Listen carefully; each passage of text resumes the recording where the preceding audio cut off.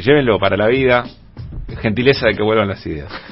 Bueno, está en línea Eduardo Barcesate, abogado constitucionalista, y les decíamos en el comienzo del programa, Eduardo tiene algo que poco, interpretación de la letra de la Constitución, pero una mirada política esencial para comprender estos procesos. Si no, me parece que estamos pifiando fulero. Eduardo, ¿cómo anda? Pablo Caruso, Luis Pablo Giníger, en que vuelvan las ideas, los saludamos. ¿Cómo está? Bueno, si es a tenor del pronunciamiento dictado por la Corte, no estoy muy bien. Y bueno, está bien, sí. Me siento realmente resquebrajado, porque este es un fallo que ofende el discurso jurídico y las prácticas jurisdiccionales, realmente. ¿Nos puede explicar por qué, lo más sencillo posible, para que lo comprenda nuestra audiencia? Cuando uno plantea la inconstitucionalidad, tiene que hacer el tribunal es examinar tres requisitos. Primero, ese fue el planteo de la ciudad, ¿no? El planteo de la ciudad fue pedir la inconstitucionalidad. La inconstitucionalidad del artículo 2, que es el que disponía la suspensión de la presencialidad en las clases escolares y su sustitución por enseñanza virtual. Sí. Esto fue lo que impugnaron, pero bajo acusación de inconstitucionalidad. Bueno, para cumplir con el control de constitucionalidad, toda la doctrina de esta Corte, que se deben cumplir tres requisitos. Primero, el órgano del que emanó la disposición atacada. Ese artículo 99, inciso tercero de la Constitución Nacional, habilita los decretos de necesidad y urgencia. Y creo que una situación de pandemia es paradigmáticamente una situación de necesidad y urgencia. Por tanto, esa atribución del Poder Ejecutivo Nacional mediaba y media y agravada una situación de necesidad y urgencia. Se tomaron los dispositivos formales de que el decreto debe ser firmado por el presidente, el jefe de gabinete ministro, todos los ministros del Poder Ejecutivo. Se remitió de inmediato al Congreso para el control de los decretos de necesidad y urgencia, emitió dictamen de mayoría, convalidando la necesidad, la urgencia y la razonabilidad de las medidas propuestas. Bueno, ese segundo elemento también se cumplió, digamos.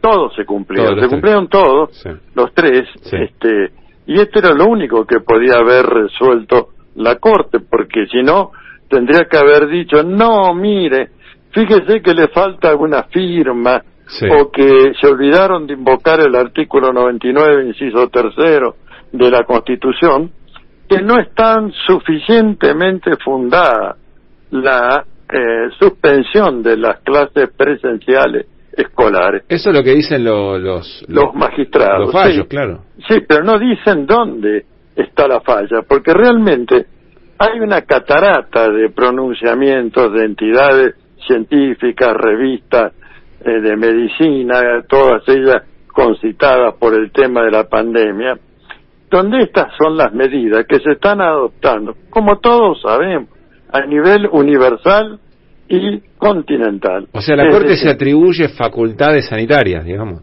Bueno, pero este es el disparate, porque los abogados no estamos epidemiológicas, infectología, sanitarismo, salud pública, terapia intensiva. Estamos para escuchar, para leer el informe de expertos. Y bueno, esos son los que rodearon al Poder Ejecutivo y lo siguen rodeando para darle consejo sobre qué es lo que se puede hacer mientras avanza el proceso vacunatorio y tal vez se logran en lo futuro medicamentos aprobados por los organismos sanitarios para enfrentar la pandemia del COVID-19. A ver, Eduardo, corríjame, yo entiendo que la Corte dijo en distintos fallos, opinan lo mismo, pero fundamentado. Y después está claro que el gobierno federal tiene una atribución respecto a la política sanitaria, pero también está claro que las decisiones de política educativa corresponde a cada jurisdicción, y en este caso no encontramos elementos que justifiquen una decisión sanitaria para cercenar el derecho de cada jurisdicción a decidir sobre su política educativa. Ahora, ¿sí, voy bien hasta acá? Bueno, el problema es que todas las publicaciones científicas dicen que el segundo factor de incremento de la producción de contagios y de muerte. Cada uno de los ministros de la Corte debe tener, seguramente debe tener un montón de expertos que son mucho mejores que los que tiene el gobierno para tomar esta decisión, supongo, ¿no? Sí.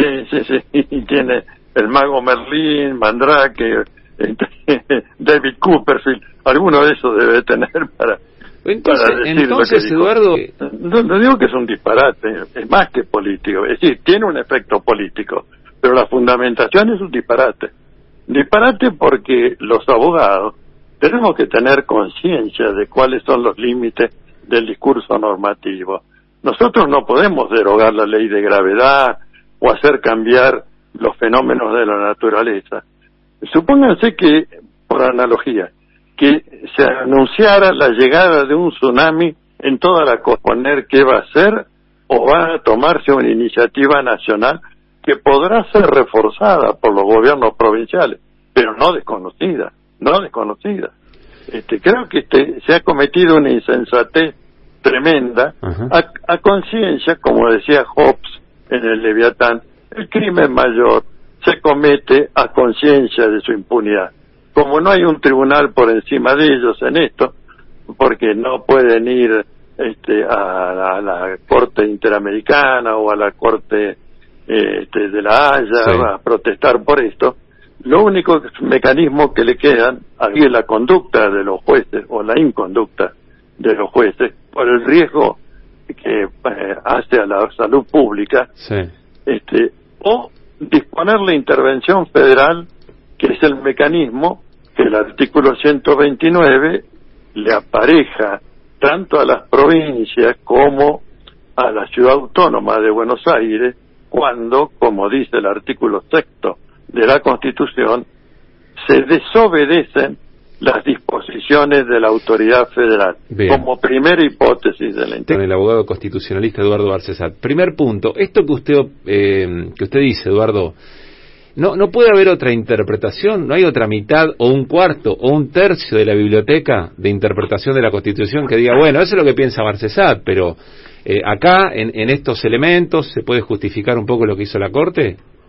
Aunque yo no hice mención de las bases bibliográficas, es tanto lo que ha dicho y sistematizado el mayor y un filósofo del siglo XX, me refiero al vienés Hans Kelsen, como también lo que la Corte en su semántica ha denominado control de legalidad, que es órgano y procedimiento adecuado, y control de razonabilidad, que es que las medidas que se están examinando sean las aconsejables para la situación que se pretende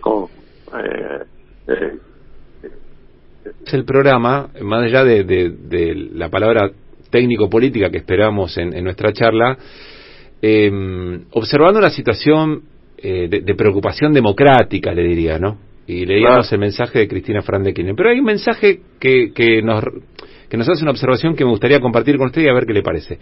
Dice, hola, creo que ustedes cometen un error, identifican la democracia con el Ejecutivo, es decir, Fernández.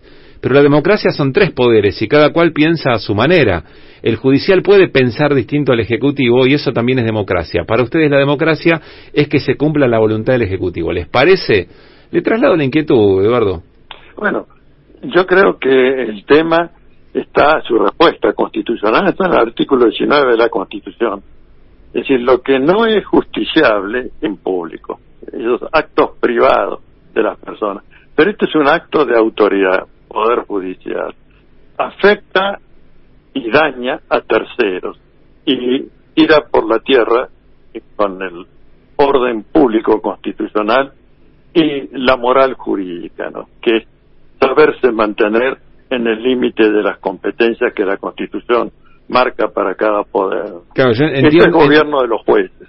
Claro, entiendo eso, porque yo supongo que lo que dice nuestro oyente es, bueno, pero es un contrapeso del Poder Ejecutivo, del Poder Legislativo, del Poder Judicial, y cumple esa función, porque no por ganar una elección o tener mayoría en el Congreso se puede hacer cualquier cosa. A eso me imagino que ejercer esa... Bueno, pero ojalá los 3 poderes se desempeñaran en el marco de sus competencias constitucionales. Sí, eso es lo que no está pasando.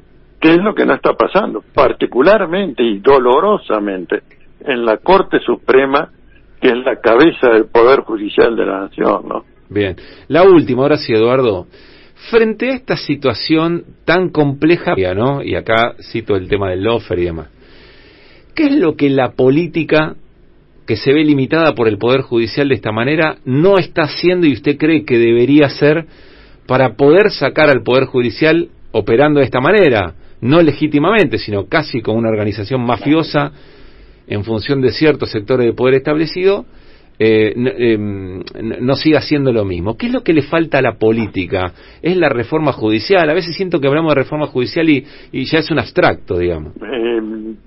Voy a decir mi opinión personal, sí. Como también lo he dicho en la lectura del fallo, ¿no? Yo creo que la reforma judicial, en lo que puede hacerse por ley de la necesidad de pandemia, no hay posibilidad, sí. Pero en el límite de lo legislativo, habría comenzado por modificar la estructura y la funcionalidad de la Corte Suprema de Justicia de la Nación. Es decir, hacer una Corte amplia de 15 miembros, dividida en salas, 3 miembros por sala, conforme la materia decisoria, reservando para una de ellas examinar las causas de control de constitucionalidad y de convencionalidad. Y con eso ya habríamos dado una señal de que el lawfare, vivito y coleando, como lo demuestra también el otro pronunciamiento de la Cámara del Crimen, que tiene el tupé de mandarle al Poder Legislativo que dicte medidas sobre sanidad en 15 días, porque si no, bueno, la va a hacer chachá. Bueno, me parece que se han perdido la brújula los señores integrantes y que nos están llevando a un gobierno de los jueces, que es la peor de las formas de gobierno, ¿no? Eduardo, gracias por esta charla. Un gran abrazo. Hasta pronto. Eduardo Barcesata, abogado constitucionalista.